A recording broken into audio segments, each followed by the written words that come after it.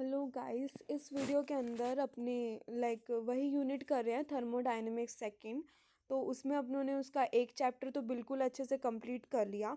अब उसके अंदर हम उसका जो फर्स्ट ये ना उसका बेसिकली थर्ड चैप्टर था, छोटा था, तो अपनों ने पहले दो वीडियोस के अंदर उसको कंप्लीट कर दिया। ओके, सो उसको तो ज़रूर देखना, मे बी तुमको 7 या 10 नंबर का क्वेश्चन मिल जाए वहाँ से। ओके, अब अपने थर्मोडायनेमिक्स का जो फर्स्ट चैप्टर है ना, जिसमें एंट्रोपी वगैरह के बारे में बताया हुआ है, सेकंड लॉ ऑफ थर्मोडायनेमिक्स है, तो वो देखेंगे। और एक और चैप्टर आता है जो कि थर्ड लॉ ऑफ थर्मोडायनेमिक्स पे बेस होता है, तो उसके अंदर भी कुछ एक टॉपिक्स होते हैं जो इंपॉर्टेंट होते हैं। तो ये दोनों ही अपने को अच्छे से क्लियर करने पड़ेंगे चैप्टर्स। तो अपने थर्मोडायनेमिक्स का सेकंड लॉ वाला चैप्टर कर रहे हैं ना, ये थोड़ा सा इजी भी है, लेकिन इसमें डेरिवेशन पार्ट ज़्यादा है, तो इसको ध्यान से देखें। मतलब क्लियर होना चाहिए इसमें कौन सी चीज़ क्या हो रही है। इसमें कार्नो साइकिल टॉपिक आता है, कार्नो थ्योरम आती है, तो ये थोड़ी ना ट्रिकी सी है।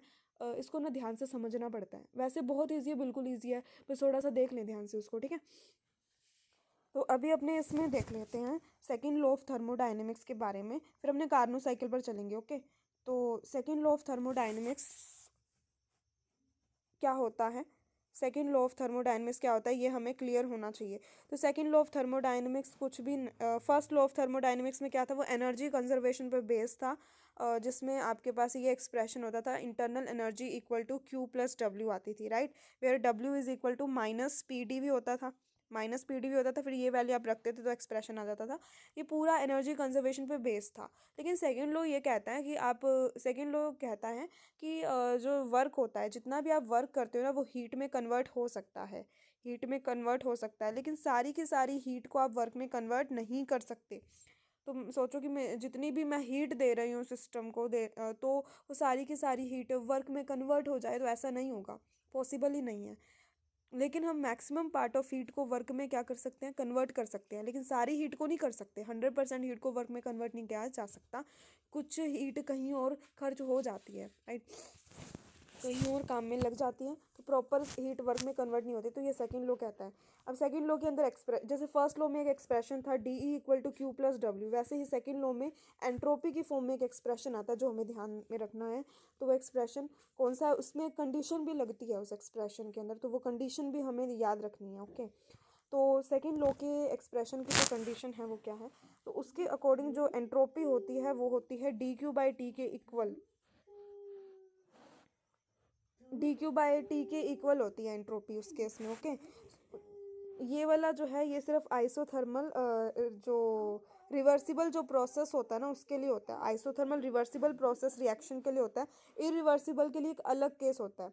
इरिवर्सिबल रिएक्शंस के अलग केस होता है। रिवर्सिबल, आइसोथर्मल रिवर्सिबल में D S equal to D Q by T होता है। ओके, और जो इरिवर्सिबल जो रिएक्शंस होती हैं उसके अंदर क्या होता है, जो एंट्रोपी हमेशा बढ़ती है।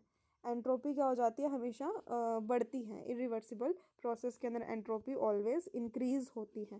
तो अब इसमें क्वेश्चंस कैसे आते हैं उस पर देखते हैं। तो सेकंड लॉ ऑफ थर्मोडायनेमिक्स में you just have to remember formula and condition, कि क्या फॉर्मूला है एंड क्या कंडीशन है। तो ये जो सेकंड लॉ ऑफ थर्मोडायनेमिक्स किसके लिए, सिर्फ आइसोथर्मल रिवर्सिबल प्रोसेस के लिए होता है, and D S equal to D Q by T होता है। ओके, और आइसोथर्मल जो इरिवर्सिबल प्रोसेस होता है उसमें आपको जस्ट एक लाइन याद रखनी है कि इरिवर्सिबल प्रोसेस के अंदर जो यूनिवर्स की जो एंट्रोपी है वो हमेशा बढ़ती जा रही है। Okay, so this is your second law of thermodynamics. Slot clear हो जाता है। अब अपने कार्नो साइकिल को देखेंगे। ओके, कार्नो साइकिल को तो इसमें कार्नो साइकिल में क्या है कि इसकी यहाँ पे डेफिनेशन लिखी हुई है, पहले तुम्हें डेफिनेशन लिखनी होगी और इसी फॉर्मेट में तुम्हें आंसर लिखना है इसका, कार्नो साइकिल का अगर क्वेश्चन आता है।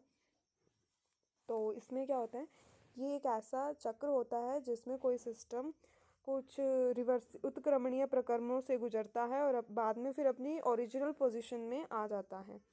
कार्नो साइकिल बेसिकली, पहले चीज़ ये ध्यान रखो कि एक साइक्लिक प्रोसेस होता है। साइक्लिक प्रोसेस मतलब जिसमें बहुत सारी रिएक्शनें होती हैं, चल रही होती हैं, बहुत सारे स्टेप्स में होती हैं, और ये सारी की सारी जो रिएक्शन है, ये सारी की सारी रिएक्शन कैसी होनी चाहिए, रिवर्सिबल होनी चाहिए। मतलब इसको तुम रिवर्स भी कर सको, तो ऐसी रिएक्शंस होनी चाहिए। ओके, तो कार्नो साइकिल में ये चीज़ क्लियर रखनी है। सबसे पहले कार्नो ने इसके बारे में स्टडी करके बताया, तो उसके नेम पे इसका नाम कार्नो साइकिल पड़ गया। इसकी बेसिकली इसका एक क्वालिटी पॉइंट क्या है कि ये जो मैक्सिमम अमाउंट ऑफ हीट को ये क्या कर सकता था, वर्क में कन्वर्ट कर सकता था। कार्नो इंजन था, मैक्सिमम अमाउंट ऑफ हीट को क्या कर सकता था, वर्क में कन्वर्ट कर सकता था। ये इसकी क्वालिटी है। ओके, तो ये इसके पहले आप इसके बारे में बताओगे ना जब कि होता क्या है, तो वो तुम्हें समझ आ गया होगा, है ना।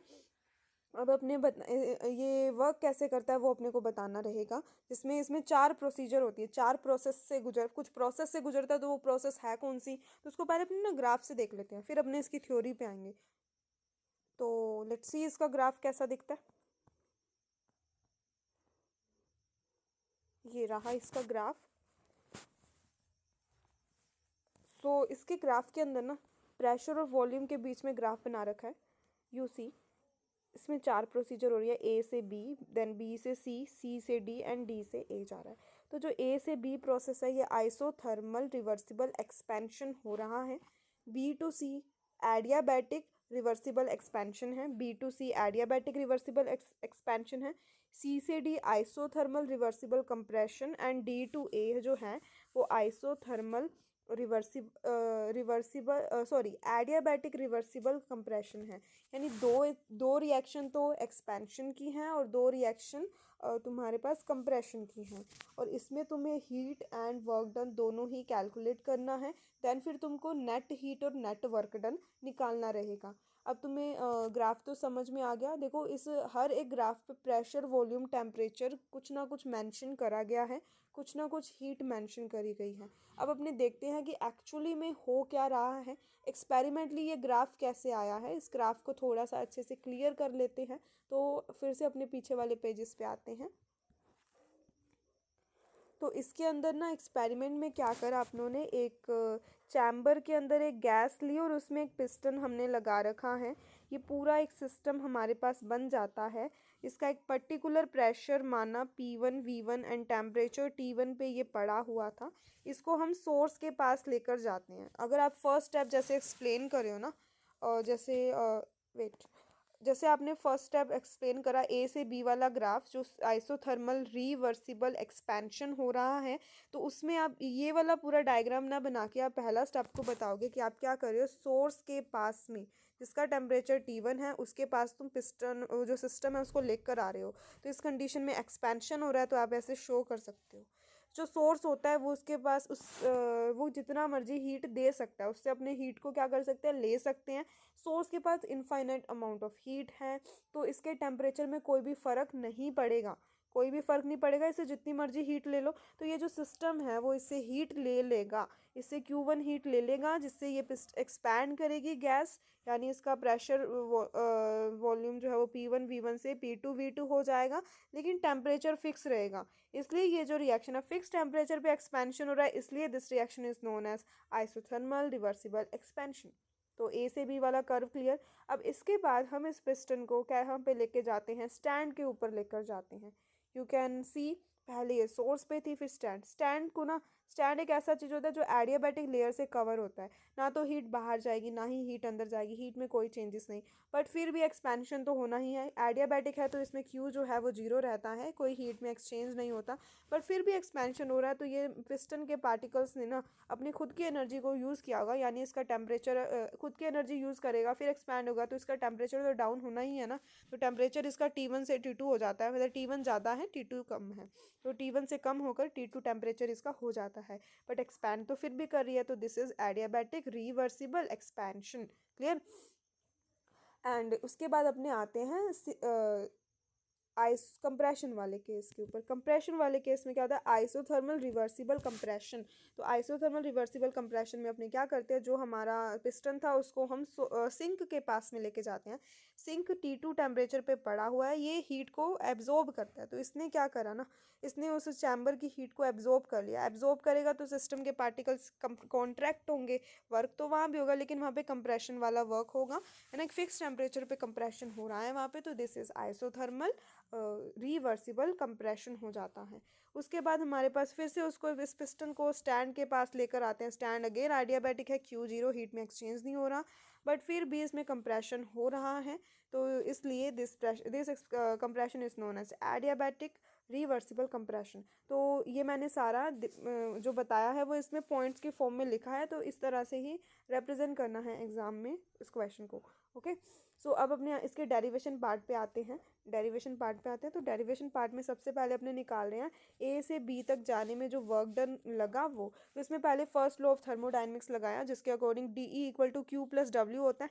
तो Q W equal to P D V होता है, तो पी डी वी लिखा मैंने। और यहाँ पे देखो आइसोथर्मल है तो डेल्टा टी जीरो, तो डेल्टा टी जीरो होता है तो डेल्टा ई भी जीरो होगा, इंटरनल एनर्जी में चेंज भी जीरो होगा। तो डेल्टा ई को जीरो रखा तो Q equal to minus W आया, then Q equal to P D V हो जाता है अपने पास।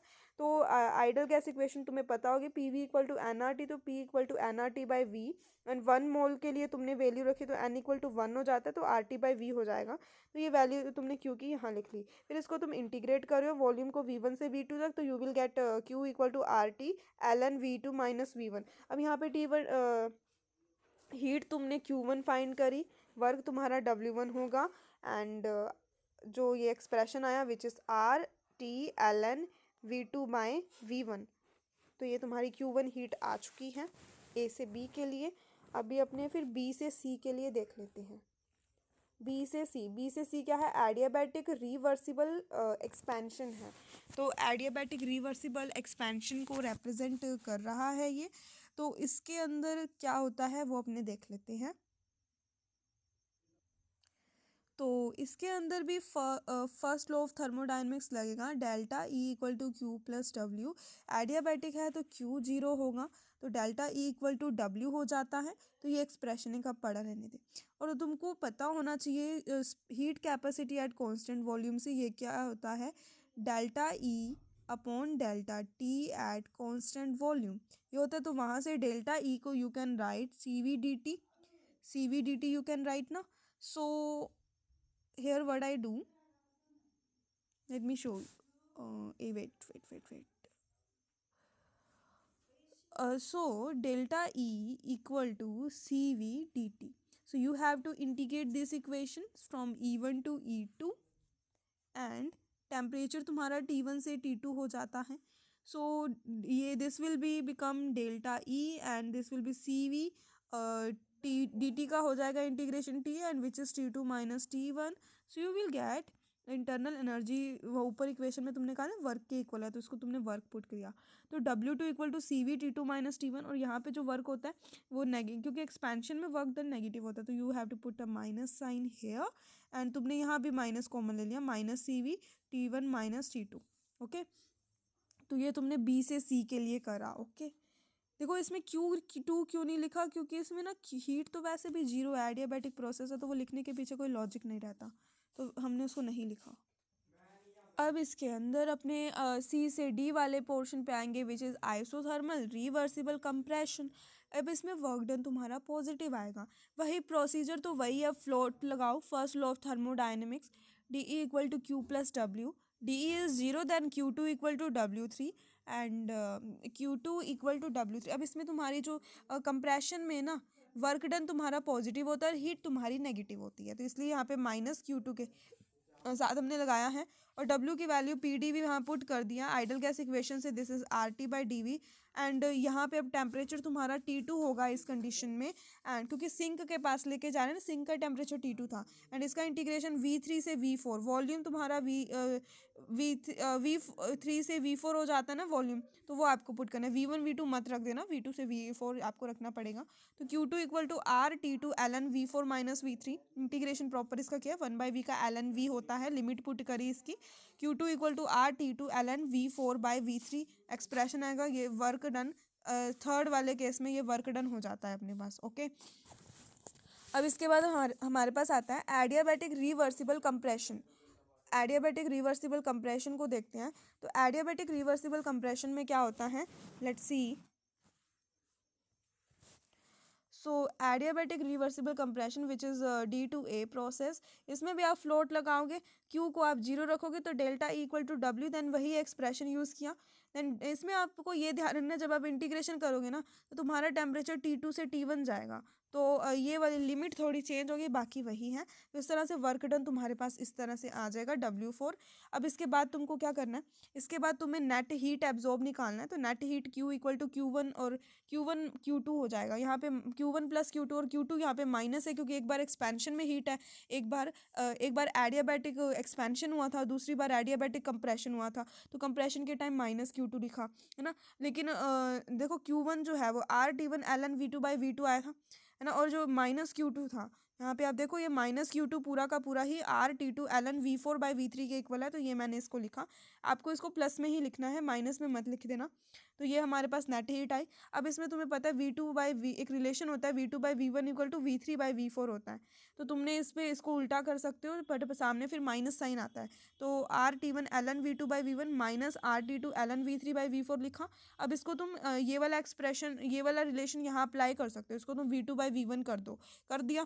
फिर R ln V2/V1 common and T1 minus T2 आ जाएगा। तो ये तुम्हारे पास नेट हीट का एक्सप्रेशन इसके अंदर ये क्रिएट हो जाता है।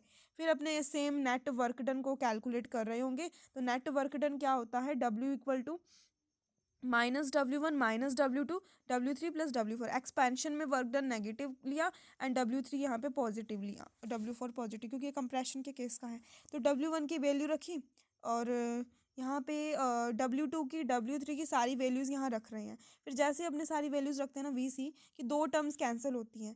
दो टर्म्स कैसे, एक तो CV एडियाबैटिक में आई थी ना, एक आई थी -CV T1 माइनस T2 आती है, एक आती है CV T1 माइनस T2। तो वो दोनों कैंसिल हो जाएंगी। फिर हमारे पास यही बचेगा RT1 ln V2/V1 and V3/V4। तो ये वही Q वाला कॉन्सेप्ट है। तो आंसर बिल्कुल सेम आएगा ये वाला हमारे पास वर्क डन। तो टोटल वर्क डन भी आ गया हमारे पास। अब अपने को एफिशिएंसी निकालनी है। कार्नो इंजन की एफिशिएंसी क्या होती है, तो वो होता है टोटल वर्क डन अपॉन में कितना हीट एब्जॉर्ब हुआ है। तो total work done upon Q। तो टोटल वर्क डन ये R ln V2/V1 T1 minus T2 आया। और टोटल हीट एब्जॉर्ब, तो सोर्स ने जब हीट दी थी तब इसने एब्जॉर्ब करी थी ना, तो वो Q1 आप लिखोगे, Q1 का वैल्यू यहाँ लिखोगे। Q1 equal to RT1 ln V2/V1 था, तो उसकी वैल्यू हमने यहाँ पे क्या कर दी, पुट कर दी। तो उसकी वैल्यू यहाँ रखी। तो इस तरीके से हमारे पास आ जाता है।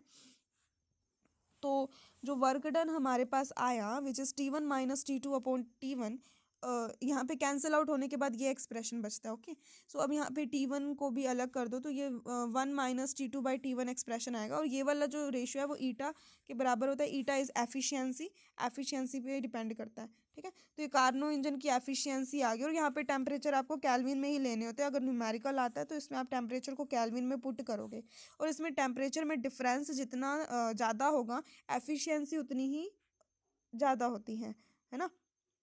तो ये चीज़ है। तो इस तरह से कार्नो थ्योरम हमारे पास कंप्लीट हो जाती है। और कार्नो थ्योरम नहीं, कार्नो साइकिल कंप्लीट हो गया। नेक्स्ट वीडियो के अंदर अपने कार्नो थ्योरम कर लेंगे, और Kelvin scale of thermodynamics, Kelvin scale of temperature, ये दो टॉपिक करेंगे। ओके।